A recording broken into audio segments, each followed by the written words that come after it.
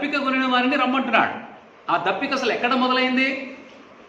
ఆది కాండములో ఆదాము అవ్వలను దేవుడు సృజించినప్పుడు వారిని ఏదెను తోటలో ఉంచి వారికి కావలసినటువంటి సకల సౌకర్యాలు వారికి కలగజేసి మీరు ఇందులో క్షేమంగా ఉండండి అని చెప్తే వారు దేవుని మాటకు వారు ఎప్పుడైతే అవిధేయత చూపించారో వారు దేవుని నుండి దూరము చేయబడ్డారు. దూరము చేయబడిన తర్వాత ఆదాము అవ్వలు తిరిగి ఏదెను తోటలోనికి వెళ్ళటానికి దేవుని సన్నిధి కొరకు ఎంతో ప్రయాసపడ్డారు, కానీ వారికి దొరకలేదు. ఆ దప్పిక, ఆ ఆకలి అలాగే ఉండిపోయింది వాళ్ళకి. వాళ్ళు అప్పటి నుంచి వెతుకుతూనే ఉన్నారు. ఆదాము అవ్వలు వెతకకపోతే హేబేలు దేవునికి బలిచ్చేవాడు కాదు. బలి ఎందుకు ఇవ్వాల్సి వచ్చింది? ఏదైనా తోటలో బలిచ్చారా? మరి బయటకు వచ్చినాక బలి ఎందుకు ఇవ్వాల్సి వచ్చింది? వారు దేవునికి దూరమయ్యారు, ప్రతి క్షణము పాపములోనే ఉన్నారు. పాపము వారిని నాశనము వైపు నడిపిస్తుంది కాబట్టి ఆ పాపమునకు ప్రాయశ్చిత్తము కలగజేసుకోవడానికి దేవునికి లంచం ఇచ్చేటువంటి ప్రయత్నం మొదలుపెట్టారు. తప్పు చేశారు. తప్పుని ఒప్పుకున్నాక వారికి ఆ తప్పు నుండి పరిహారం కావాలని బలి ఇవ్వటం మొదలుపెట్టారు. అందుకే హేబేలు ఆదాము ఇస్తున్నటువంటి బలి క్రమాన్ని చూసుకున్నాడు కాబట్టి, నేర్చుకున్నాడు కాబట్టి శ్రేష్టమైనటువంటి బలిని దేవునికి ఇవ్వటానికి సిద్ధపరిచి తీసుకొచ్చాడు. అంటే వారికి దేవునిని కలుసుకోవాలని, దేవునిని వారు కలుసుకొని దేవుని యొక్క మాటలు వినాలి అనేటువంటి ఆశ వారిలో దాహాన్ని, దప్పికను పుట్టిస్తూనే వచ్చింది. కానీ మనకేమైంది ఇప్పుడు పరిస్థితి?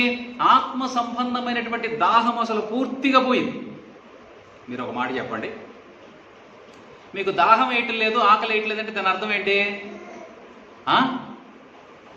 అంటే ఏంటి? బతికున్నారనే? చచ్చిపోయారని కదా అర్థం. మరి బ్రతికుండి చచ్చిపోయినట్టుగా ఎలా ఉన్నాం? ఆత్మ దాహము లేదు, ఆత్మ ఆకలి లేదు, బ్రతుకుతున్నాం. దేవుని వాక్యం యోబు గ్రంథములు ఏమంటదంటే,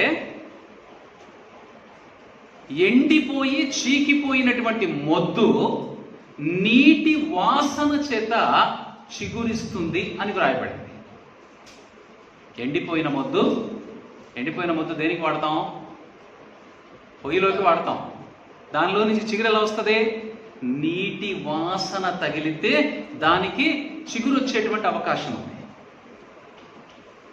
నీ జీవితంలో ఆత్మ ఎండిపోయినటువంటి పరిస్థితిలో ఉంది. దానికి దేవుని వాక్యం అనేటువంటి జీవ జలమును నువ్వు దానికి గనక ఇవ్వగలిగితే నీలో చనిపోయిన స్థితిలో ఉన్నటువంటి ఆత్మ తిరిగి చిగురించి దేవుని యొక్క జీవ వృక్షముగా అది మరలా ఎదిగేటువంటి అవకాశం. ఆ దప్పిక ఉన్నవారిని పిలుస్తున్నాడు యేసయ్య. ఆత్మలో దాహం ఉన్నవారిని పిలుస్తున్నాడు. ఆత్మలో ఆకలి ఉన్నవారిని పిలుస్తున్నాడు. ఏమంటున్నాడు ఆయన?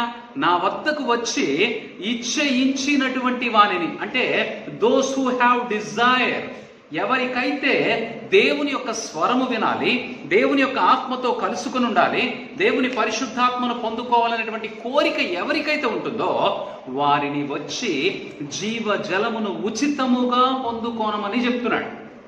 ఏమంటే డబ్బులు ఇస్తే దొరికేదైనా అసలు ఈ వాక్యం? ఆయన తన స్వరక్తమునిచ్చి నిన్ను కొనుగోలు చేసుకొని నీకు ఆ జీవమును నీ లోపల యుగయుగాలు ఉంచాలనేటువంటి ఒక అద్భుతమైనటువంటి ప్రయత్నం. యేసయ్య రక్తానికి నువ్వు ఎంత విలువ ఇవ్వగలుగుతావు?